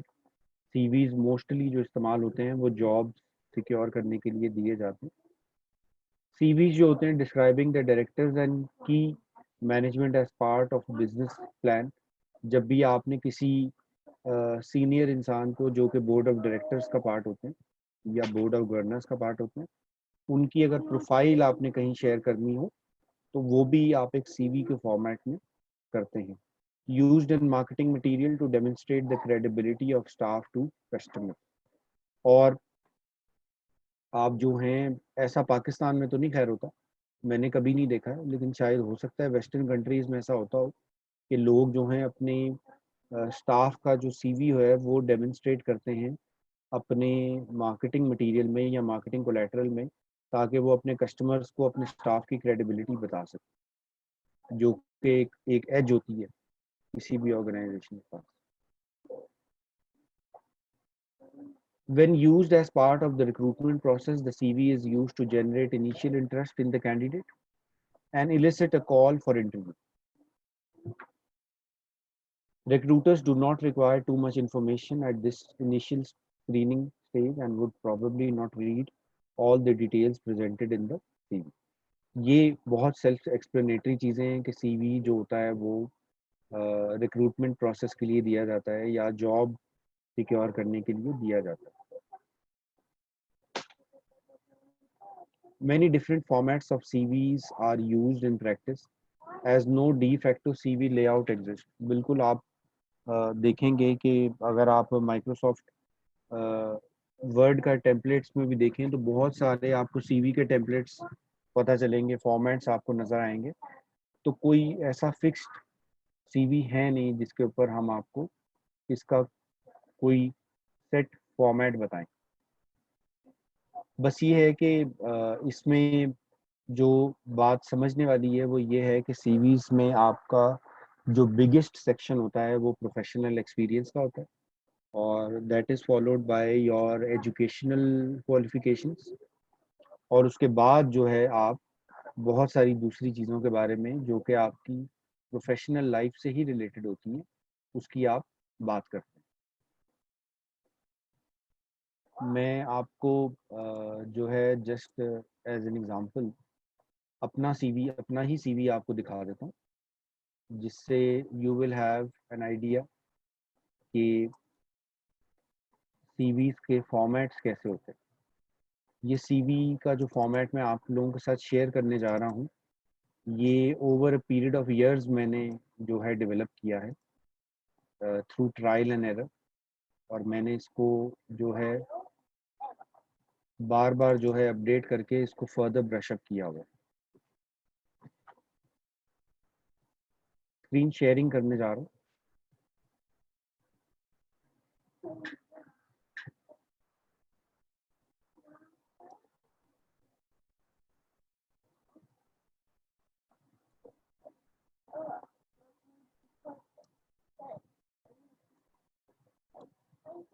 जी आपको स्क्रीन नजर आ रही है मेरी? यस सर, आ रही है। Yes sir. अच्छा देखें, इस सीवी में मैंने क्या किया है कि मैंने सबसे पहले अपनी कॉन्टैक्ट डिटेल्स दी हैं, ये वाली। उसके बाद मैंने स्टार्ट किया है अपने ऑब्जेक्टिव से कि मैं ये सीवी जो सबमिट करवा रहा हूँ या किसी भी जगह पे सबमिट करवा रहा हूँ, वहाँ सबमिट करवाने का मकसद क्या है, रीज़न क्या है। नॉर्मली सीवीज़ के अंदर जो ऑब्जेक्टिव्स होते हैं उनमें जो चीज़ लिखी जाती है वो ये चीज़ लिखी जाती है कि आप ये सीवी किसी भी जगह पे प्रेजेंट कर रहे हैं तो उसको प्रेजेंट करने का मकसद क्या है। जब भी हम मकसद की बात करते हैं तो जो रिक्रूटर्स होते हैं वो इस चीज़ में इंटरेस्टेड होते हैं कि आपने किस पोजीशन के लिए अप्लाई किया है और या किस डिपार्टमेंट में अप्लाई किया है। तो इसलिए आपको ऑब्जेक्टिव जो होता है वो सीवी में लिखना ज़रूरी होता है, and your CV starts with your objective. उसके बाद प्रोफेशनल एक्सपीरियंस सेकंड सेक्शन होता है इसका, जिसमें आप रिवर्स क्रोनोलॉजिकल ऑर्डर में आप अपनी जो प्रोफेशनल एसोसिएशंस हैं उनको आप बताते हैं। जब हम क्रोनोलॉजी की बात करते हैं तो it means we are talking about time. Chronology means the study of time as it is happening. It means from backwards to forwards. It means that now we are in 2020. If we are talking in chronological terms, then after 2020, we will talk about 2021, then 2022, and then 2023, and so forth. When we talk about reverse chronological order, it means that we are talking from forward to backwards. It means we are going back in time. So hence, if we are talking about 2020, in reverse chronological order, after 2020, we are going to talk about 2019. After 2019, we are going to talk about 2018. So it is going reverse in time. CVs have this characteristic that they are always written in reverse chronological order. इसका मतलब ये है कि जो आपकी most recent experience होता है वो आप सबसे पहले लिखते हैं और फिर उसके बाद टाइम में आप पीछे जाके जाते हैं। तो मेरा जो रिसेंट एक्सपीरियंस है वो आपके सामने लिखा हुआ है। जो इसमें मैंने जॉब ग्रेड डाला है, जॉब स्टेटस डाला हुआ है, टेन्योर, लोकेशन, मेरी डेजिग्नेशन क्या है, मेरा डिपार्टमेंट क्या है, मैं किसको रिपोर्ट करता हूँ। फिर मैंने अपनी एक जॉब डिस्क्रिप्शन की समरी एक डाली है और इस समरी के बाद मैंने अपनी डिटेल्ड जॉब डिस्क्रिप्शन लिखी है, पॉइंट्स में, बुलेट्स में। ये नज़र आ रहा है आप? अच्छा, ये जो जॉब डिस्क्रिप्शन है ये चीज़ बताती है कि एज मैनेजर पॉलिसी मैं क्या क्या काम करता हूँ, मैं किन किन चीज़ों के लिए रिस्पॉन्सिबल हूँ। इसी के अंदर मैंने एक सब सेक्शन क्रिएट किया है जिसके अंदर मैंने जो ट्रेनिंग्स अटेंड की हैं एज मैनेजर उनको मैंने इसमें डॉक्यूमेंट किया हुआ है। साथ ही अगर मुझे कोई अवार्ड्स मिले हैं या कोई अवार्ड्स मैंने जीते हैं उसका भी मैंने जिक्र इसमें किया हुआ है। जैसे मैं एस अवार्ड मैंने रिसीव किया था। उससे पहले मैं कहाँ था, उससे पहले भी मैं जो है इसी तरीके से मैंने अपनी सारी चीज़ें लिखी हुई हैं। उससे पहले मैं बैंक हबीब बैंक में था। हबीब बैंक की मैंने जॉब समरी लिखी हुई है और तमाम डिटेल्स लिखी हुई हैं। हबीब बैंक से पहले मैं एक और डिपार्टमेंट में था, मैंने वहाँ की डिटेल्स लिखी हुई हैं। उससे पहले मैं सुनहरी बैंक में था, सुनहरी बैंक से पहले केएसबी में था। और यहाँ पे मेरा जो है जो प्रोफेशनल एक्सपीरियंस है वो यहाँ से शुरू हुआ था। That was union bank. Union bank में मैं इंटर्न होता था, उस वक्त पढ़ा करता था। 2004 में मैं बीबीए में था। प्रोफेशनल एक्सपीरियंस जब आपका ख़त्म हो जाता है तो उसके बाद जो आपका सेक्शन शुरू होता है उसको हम एकेडमिक क्वालिफिकेशन कहते हैं। एकेडमिक क्वालिफिकेशन के अंदर आप जो हैं अपना एकेडमिक क्वालिफिकेशन भी आप रिवर्स क्रोनोलॉजिकल ऑर्डर में लिखते हैं, और आपकी जो मोस्ट रिसेंट क्वालिफिकेशन होती है वो आप पहले लिखते हैं। उसके बाद उससे पहले की, फिर उससे पहले की, फिर साखर की। जैसे मैंने इसमें लिखी हुई है कि मैं जो मोस्ट रिसेंट क्वालिफिकेशन है या जो इन प्रोग्रेस है वो एमफिल है। उससे पहले मैंने एमबीए किया था, बीबीए किया था, और उससे पहले मैट्रिक किया। फिर अगर आपकी कोई प्रोफेशनल क्वालिफिकेशंस हैं तो वो भी आप लिखें। अगर आपको के पास हैं कोई आपकी जॉब से रिलेटेड कोई स्कॉलरशिप्स मिली हैं वो आप लिख सकते हैं। अगर कोई बुक आपने लिखी है या कोई और रिसर्च की है आपने तो उसके बारे में आप लिख सकते हैं। हॉबीज एंड इंटरेस्ट का सेक्शन होता है, वो मैंने इसमें इनकॉर्पोरेट किया हुआ है।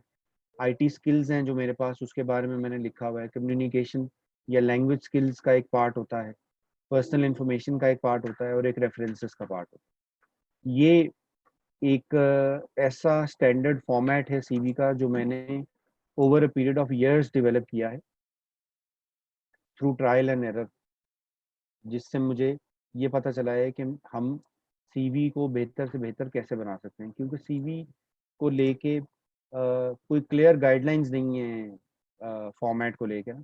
It depends upon your unique need.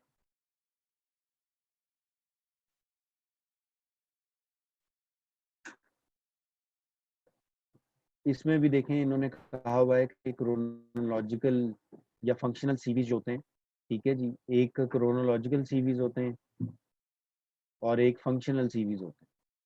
Functional CVs वो होते हैं जिसमें टेक्निकल स्किल्स या कॉम्पिटेंसीज का जिक्र होता है, और क्रोनोलॉजिकल स्किल्स वो होते हैं कि जो टाइम के हिसाब से आपकी एम्प्लॉयमेंट हिस्ट्री को बताते हैं, जैसा मैंने आपको बताया। आपकी बुक में एक इलिस्ट्रेशन भी दी गई है, अगर आप देखें तो ये भी एक सिमिलर सीवी है जिसके अंदर पहले ऑब्जेक्टिव आ रहा है, फिर एजुकेशन आ रहा है, फिर एक्सपीरियंस आ रहा है। वैसे इट इज़ रिकमेंडेड कि जो एक्सपीरियंस्ड प्रोफेशनल्स होते हैं उनका जो वर्क एक्सपीरियंस होता है या उनका प्रोफेशनल एक्सपीरियंस होता है वो एजुकेशन से पहले आता है। उसकी रीज़न ये होती है कि जब आप प्रोफेशनल बन जाते हैं तो उसमें जो आपकी करंट जॉब होती है वो सबसे ज़्यादा वेटेज रखती है, आपकी क्वालिफिकेशन से भी ज़्यादा रखती है। तो इसीलिए ऑब्जेक्टिव के बाद प्रोफेशनल एक्सपीरियंस आता है। लेकिन अगर आप फ्रेश हैं, आपके पास कोई एक्सपीरियंस नहीं है, तो इन दैट केस फिर एक्सपीरियंस का सेक्शन होता ही नहीं है। फिर ऑब्जेक्टिव के बाद आपका एजुकेशन का सेक्शन शुरू हो जाता है। देखिए इन्होंने भी स्किल्स की बात की है जिसमें लैंग्वेज स्किल्स भी हैं, या अदर स्किल्स अगर आपके पास कोई हैं तो आप वो लिख सकते हैं। इंटरेस्ट की इन्होंने हॉबीज़ की बात की है। इसके साथ ही जॉब एप्लीकेशन, ये जॉब एप्लीकेशन जो है ये बेसिकली कवरिंग लेटर है जिसके अंदर उसने बताया है कि मैं किस किस जो है पोजीशन के लिए अप्लाई कर रहा हूँ और ये सीवी क्यों दे रहा हूँ, और उसने बहुत ब्रीफली अपनी सूटेबिलिटी इस पोजीशन के लिए इसमें बताई गई है। Guys, are you able to hear me? Sir yes sir. जी जी, आवाज आ रही है ना आपको? Yes sir. पार्टिसिपेंट्स मुझे कम लग रहे हैं, 7 मेंबर्स हैं इस वक्त। तो हमारे 13-14 मेंबर्स थे पहले। Some people have left, why?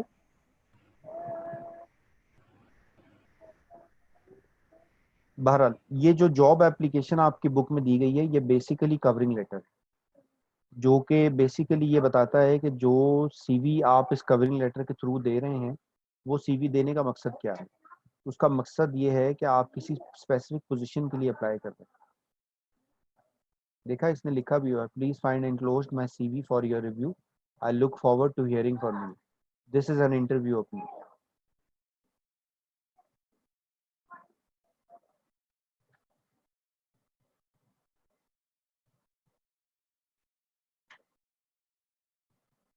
Memos, memos simply वो कम्युनिकेशन होती है जो कि विद इन द ऑर्गेनाइजेशन की जाती है और एक डिपार्टमेंट से दूसरे डिपार्टमेंट में कम्युनिकेट करने के लिए मेमोज का इस्तेमाल किया जाता है। A memo is a written message in business, a short note written as a reminder. Memo is short form of memorandum और इसका जो complete नाम है वो है inter office memorandum. Before the widespread use of computers in business, memos used to be informally written, paper-based messages exchanged between colleagues within an organization. The principle remains the same, although in most organizations now the channel of communication has moved from paper to email. बिल्कुल सही बात है, लेकिन आज भी memos इस्तेमाल किए जाते हैं, स्पेशली उस केस में जब आपने कोई अप्रूवल लेनी हो तो मेमोज इस्तेमाल अभी भी होते हैं ऑर्गेनाइजेशन में। ये हो सकता है कि वो मेमो फिजिकली मूव ना होता हो, उस मेमो की जो स्कैन्ड कॉपी वो ईमेल के थ्रू आप भेज देते हो, क्योंकि मेमोज के ऊपर जो है सिग्नेचर का बड़ा सख्त रूल होता है कि कम से कम 2 सिग्नेचर्स जो हैं एक मेमोरेंडम के ऊपर होने चाहिए, तब उसको इफेक्टिव माना जाता है।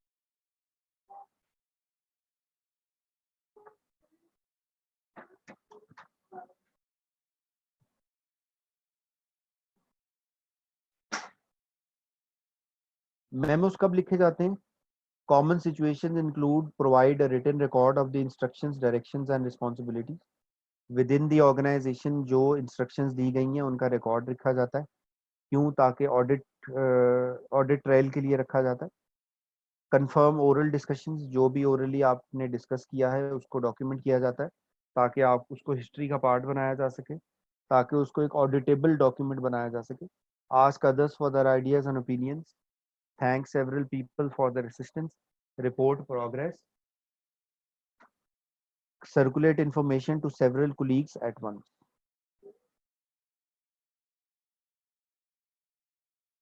Writing a memo, you should adopt a similar approach to writing a memo as you would for a letter. इसका मतलब है कि मेमो भी जो फॉर्मेट इस्तेमाल करता है वो बेसिकली ऐसे का ही है, जिसमें एक इंट्रोडक्शन होता है, बॉडी होती है और कंक्लूजन होता है। और उसके अंदर हमने आपको एक्सप्लेन ऑलरेडी मैं कर चुका हूँ कि इंट्रोडक्शन में क्या चीज़ होती है, बॉडी में क्या चीज़ होती है और कंक्लूजन में क्या चीज़ होती है। जैसे इसमें इसने कहा है explain the problem, explain the problem जो है वो इंट्रोडक्शन में की जाती है।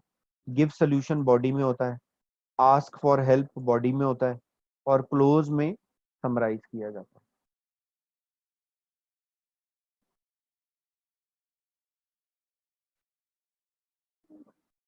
Of course you all need to remember big you little me. ये एक कंसर्न है जो हमेशा आपको पता होना चाहिए कि आपने जिसको लिख रहे हैं आपने उसकी तारीफ या उसकी फायदे की बात ज्यादा करनी है।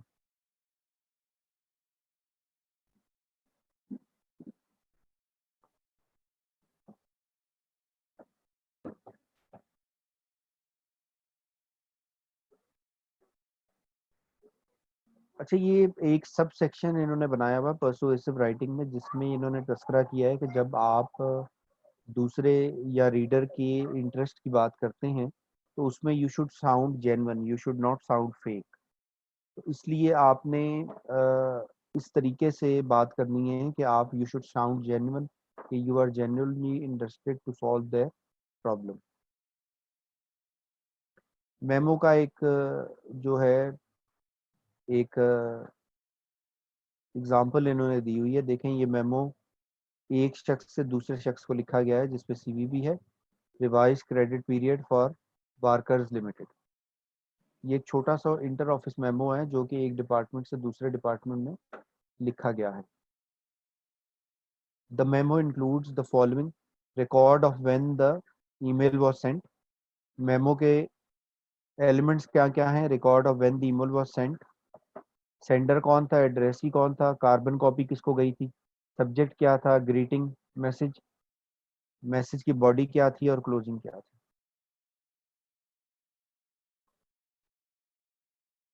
ये जितने भी रिटन फॉर्म्स मैं आपको पढ़ा रहा हूँ, ये सारे फॉर्म्स जो हैं एक ही फॉर्मेट को फॉलो करते हैं, वो है introduction, body and conclusion.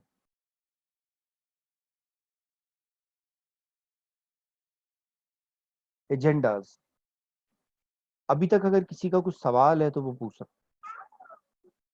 2-3 minute जो है 2-3 मिनट का क्वेश्चन आंसर सेशन हम रख लेते हैं।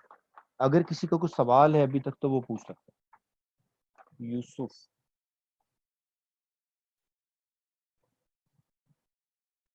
जी यूसुफ, आप अपना माइक ओपन करें। सर मेरा सवाल यही है कि कवरिंग लेटर और मेमोस में डिफरेंस क्या है? तो दोनों में चीज़ें सेम ही हैं तो? नहीं, चीजें सेम नहीं है, फॉर्मेट सेम है। कवरिंग लेटर जो होता है वो किसी और डॉक्यूमेंट को सबमिट करने के लिए इस्तेमाल किया जाता है। मेमो जो होता है, मेमो एक ऑर्गेनाइजेशन में इंटर डिपार्टमेंटल कम्युनिकेशन में इस्तेमाल होता है।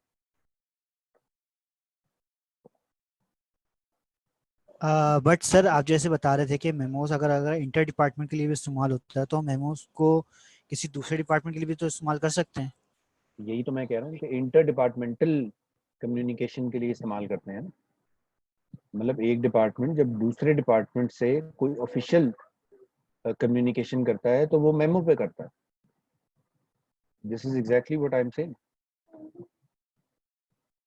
अच्छा अच्छा, मैं समझ गया, मतलब फॉर्मेट सेम है मगर इसके अंदर की फॉर्मेट सेम है, वो हाँ, वो लेकिन चीज़ इसके जो यूज है वो डिफरेंट है।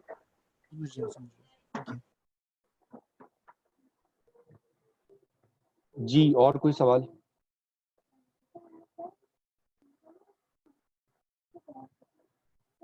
और कोई भी सवाल आप लोगों का?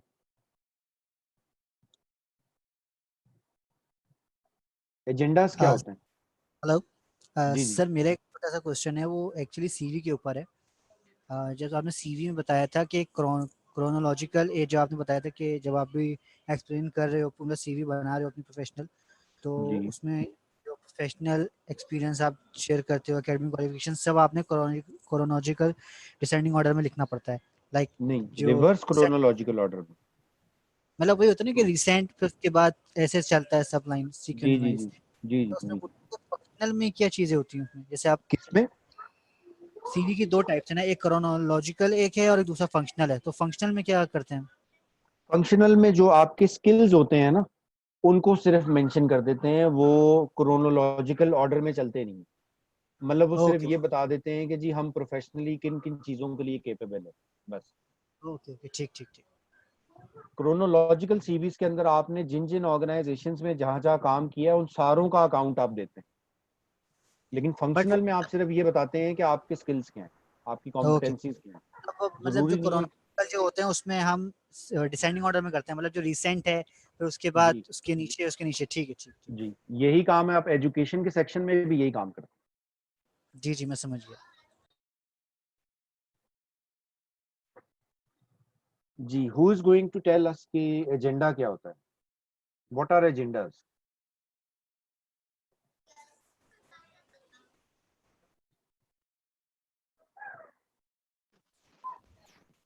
जी सलीम कोई सलीम सर। अगर हमारी कोई मीटिंग हुई है और मीटिंग में हमको जो पॉइंट डिस्कस करने हैं तो जी, उसको हम एजेंडा, जो पॉइंट्स होते हैं उसको हम वो एज ए एजेंडा। बिल्कुल बिल्कुल सही बात, उसको हम एजेंडा कहा जाता है। एजेंडा वो आइटम्स होते हैं या वो डिस्कशन पॉइंट्स होते हैं जो कि किसी भी मीटिंग को शुरू करने से पहले उस मीटिंग के जो पार्टिसिपेंट्स होते हैं उनको वो एजेंडा आइटम्स भेजे जाते हैं। वो एजेंडा आइटम्स इसलिए भेजे जाते हैं मीटिंग शुरू होने से पहले कि जो मीटिंग के पार्टिसिपेंट्स हैं उनको पहले से पता हो कि मीटिंग में क्या बात होगी, ताकि अगर वो अपनी कोई प्रेपरेशन करना चाहते हैं तो वो पहले से कर सकते।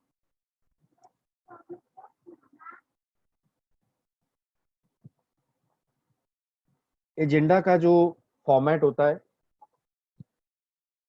उसके अंदर लेआउट में आप टाइटल लिखते हैं, मीटिंग का टाइटल, उसका डेट, टाइम, प्लेस, पर्पस क्या है मीटिंग का, प्रीवियस मीटिंग जो हुई है इसी को लेके उसके मिनट्स लिखते हैं आप।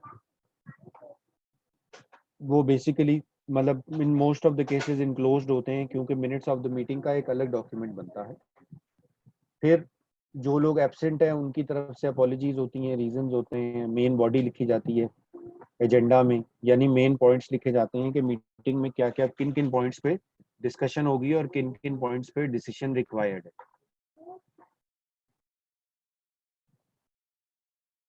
और नेक्स्ट मीटिंग की डेट बताई जाती है।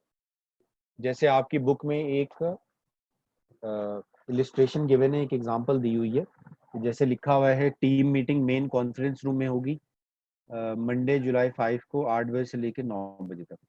पर्पस क्या है मीटिंग का, मंथली क्लाइंट रिव्यू।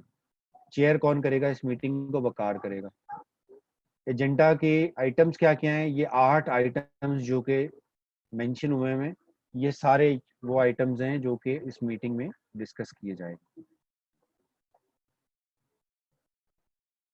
नॉर्मली ये जो एजेंडाज होते हैं ये 1 पेजर्स होते हैं, जिसके अंदर मोस्ट इंपॉर्टेंट चीज होती है कि मीटिंग का एजेंडा के आइटम्स क्या हैं। फिर ये मीटिंग का जब एजेंडा भेजा जाता है तो उसके साथ भी एक कवरिंग नोट होता है जिसको नोटिस ऑफ द मीटिंग कहते हैं। उसमें सिर्फ ये लिखा हुआ होता है कि जी आपको इस मीटिंग के लिए हम इनवाइट कर रहे हैं और you have to attend that meeting on time. 2-3 lines का एक रिक्वेस्ट पैराग्राफ होता है जो कि एजेंडा के साथ ही इनक्लोज किया जाता है। नॉर्मली अब ईमेल की बॉडी में लिख दिया जाती है ये चीज।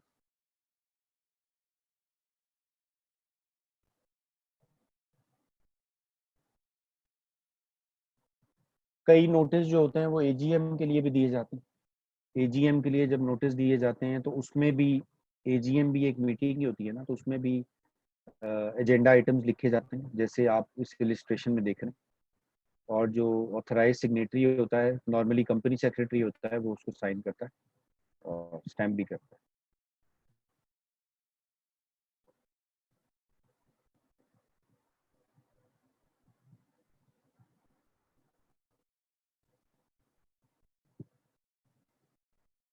जी हमारे पास 8 मिनट रह गए हैं क्लास खत्म होने के लिए। अगर किसी ने कुछ सवाल करना है, कोई बात करनी है तो अभी वो कर सकता है। जो आगे का चैप्टर है वो हम कंटिन्यू करेंगे। अगर किसी का कुछ सवाल है अभी तक तो वो पूछ सकते हैं। साद कहाँ गया? जी सलीम साहब।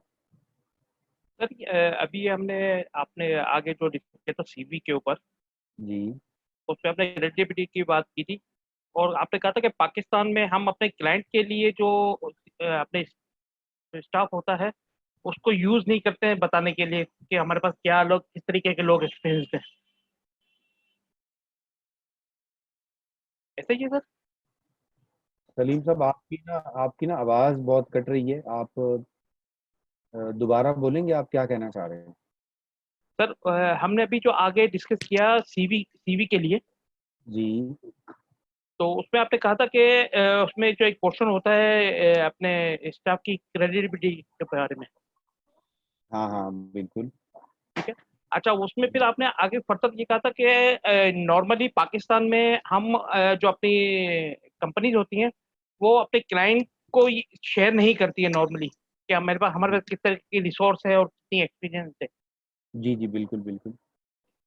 लेकिन मेरे ख्याल से जब हम कंपनी की प्रोफाइल बनाते हैं और वो जी कंपनी की वेबसाइट पे भी अवेलेबल होती हैं, हाँ, तो सीनियर मैनेजमेंट की होती है।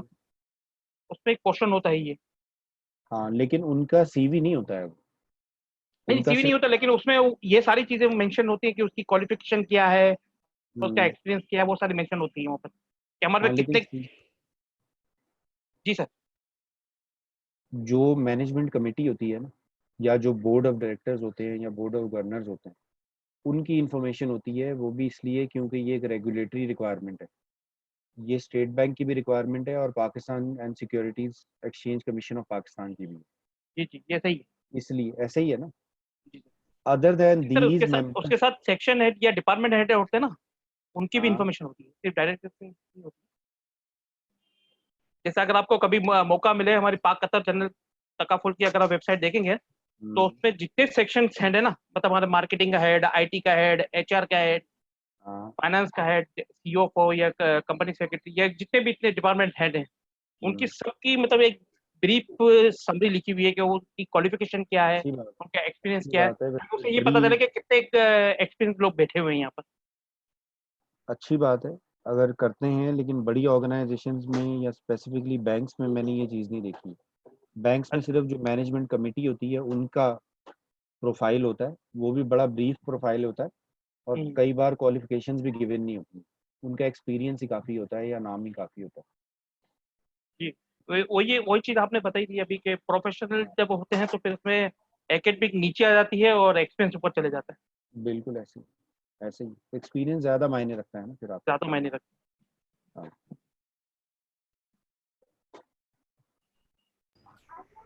Excuse me sir. जी सर, जी Uday. Sir minutes next time next class में हम डिस्कस करेंगे। नहीं, मिनट्स अभी जो, एक minute,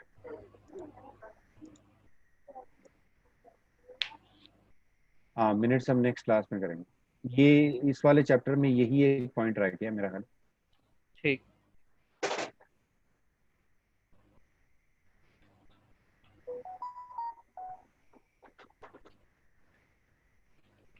Now this is the last section of current chapter। जी लास्ट टॉपिक है। उसके बाद जो हमारा चैप्टर है वो रिपोर्ट राइटिंग पे। रिपोर्ट राइटिंग बहुत तवील जो है वो हमारा टॉपिक होगा। इसके लिए मुझे कम से कम 2 लेक्चर्स आप लोगों के चाहिए होंगे, क्योंकि हम कुछ बिजनेस रिपोर्ट्स को भी प्रैक्टिकली भी डिस्कस करेंगे, रिपोर्ट राइटिंग के पॉइंट ऑफ व्यू से कि रिपोर्ट्स लिखी कैसे जाती हैं।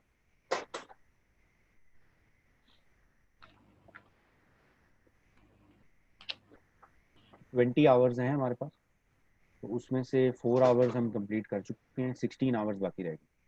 तो जो हमारा रिमेनिंग दो चैप्टर्स हैं हमारे पास, उनको हम इन बहुत डिटेल डिस्कस कर सकते हैं। इस बुक में 9 चैप्टर्स हैं ना मेरे ख्याल, या 10 है सर? 10 चैप्टर है।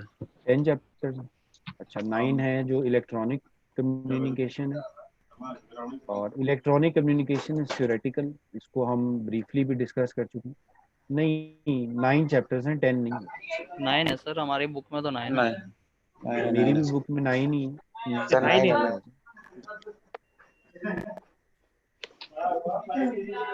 तो 4 आवर्स में ये 2 चैप्टर्स हो जाएंगे। थोड़ा स्ट्रेच भी हुआ तो 6 आवर्स में हो जाएंगे। और इसके अलावा मुझे आपके 4 आवर्स जो है वो रिपोर्ट राइटिंग के लिए चाहिए। This can also be extended.